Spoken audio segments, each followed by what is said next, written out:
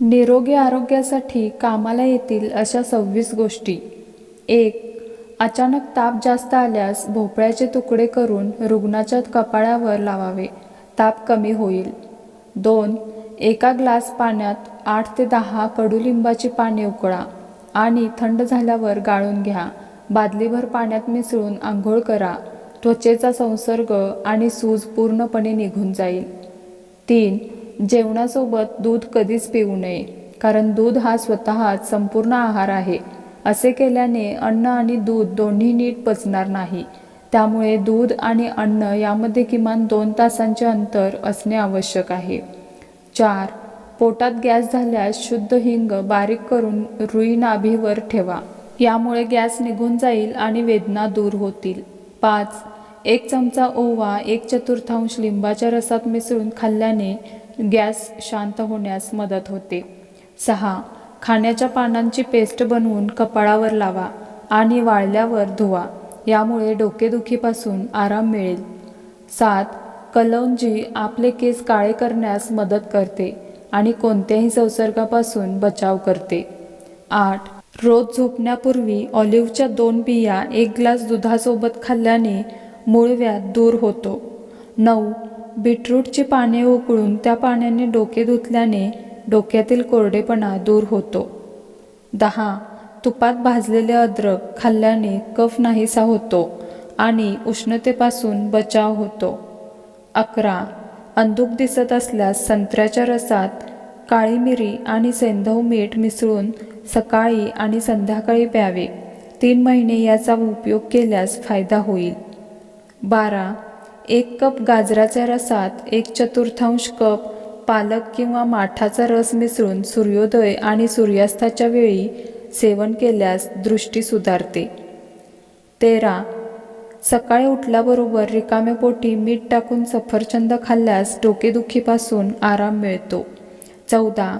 उष्णतेपासून डोकेदुखी होत असल्यास भोपळ्याचा गर काढून कपाळावर लावल्याने ही डोकेदुखी बरी होते. 15. सर्दीमुळे डोकेदुखी होत असेल तर अख्खे धणे आणि खडी साखरेचा काढा बनवून पिल्याने आराम मिळतो. 16. दातांमध्ये गरम किंवा थंडी जाणवत असेल तर कोमट पाण्यात सुमारे 2 चमचे मीठ मिसळा आणि नंतर सकाळी आणि रात्री झोपण्यापूर्वी या द्रावणाने गुळण्या करा. यामुळे दातांमध्ये थंडी आणि गरमची भावना थांबेल. 17. लिंबाच्या रसात चिमूटभर काळे मीठ, थोडी किसलेली काळी मिरी आणि थोडे पिसलेले जिरे एकत्र रस करून थेंब थेंब वापरा. पोटदुखी दूर होईल. 18. जेव्हाही तुम्हाला जास्त घाम येतो त्यावेळेस गरम पाणी प्यावे. तुमच्या फुफ्फुसांना आयुष्यभर कधीच इजा होणार नाही. 19. ताजी कडुलिंबाची पाने रात्री पाण्यात भिजवून सकाळी रिकाम्या पोटी खाल्ल्याने रक्त शुद्ध होते. 20. शरीरात अशक्तपणा जाणवत असेल तर खजूर दुधात उकळून प्यायल्याने अशक्तपणा दूर होतो. 21. कमी पाणी पिल्याने मेंदूच्या नसांमध्ये रक्ताच्या गुठळ्या तयार होतात. त्यामुळे मेंदूवर जास्त दबाव येतो. बेशुद्धी आणि स्ट्रोक देखील होऊ शकतो. उन्हाळ्यात शरीराला घाम येतो, त्यामुळे शरीरात पाण्याची कमतरता होते. म्हणून दिवसातून किमान 3 ते 4 लिटर पाणी प्यावे. आपले 70% आजार दूर होतात. 22. बाजरीमध्ये भरपूर प्रमाणात कॅल्शियम असते. जॉईंट्सच्या समस्या आणि ऑस्टिओपोरोसिस मध्ये रोज बाजरीची भाकरी खाणे खूप फायदेशीर ठरते.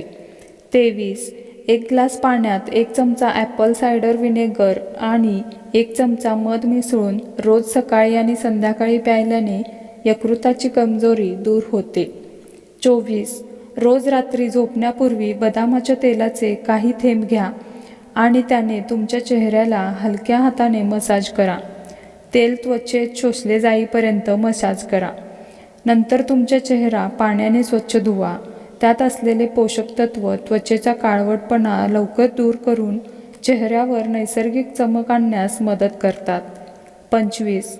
थोडासा कमी पिकलेला पेरू मधोमध कापून त्यावर मीठ लावून आगीवर भाजून खाल्ल्याने जुना खोकला बरा होतो. 26.